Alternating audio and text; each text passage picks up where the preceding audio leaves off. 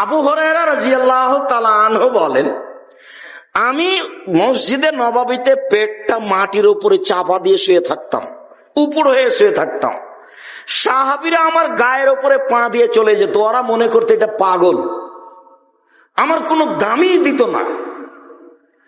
আর আমাকে যখন খুব ক্ষুধা লাগতো, একবারে ক্ষুধার কারণে বাঁচবো না, তখন কাউকে গিয়ে বলতাম, আচ্ছা ভাই আপনি কি এই হাদিস জানেন, আপনি কি এই হাদিস জানেন? কেন বলতাম? ওই লোকটা যদি কোনো ফাঁকে আমাকে বলে, আবু হুরায়রা তুমি কি খেয়েছো, তখন আমি বলবো না, তখন লোকটা আমাকে খেতে নিয়ে যাবে। উনি সরাসরি খাওয়ার কথা বলতেন না, উনি মানুষকে মসজিদে কি বলতেন, আপনি কি এই হাদিস জানেন, আপনি কি এই হাদিস জানেন, কেন বলতেন? কোন ফাঁকে লোকটা যদি বলে, আবু হুরায়রা তুমি তো হাদিসের কথা বলছো, তো তুমি কি কিছু খেয়েছো, তখন আমি কি বলবো?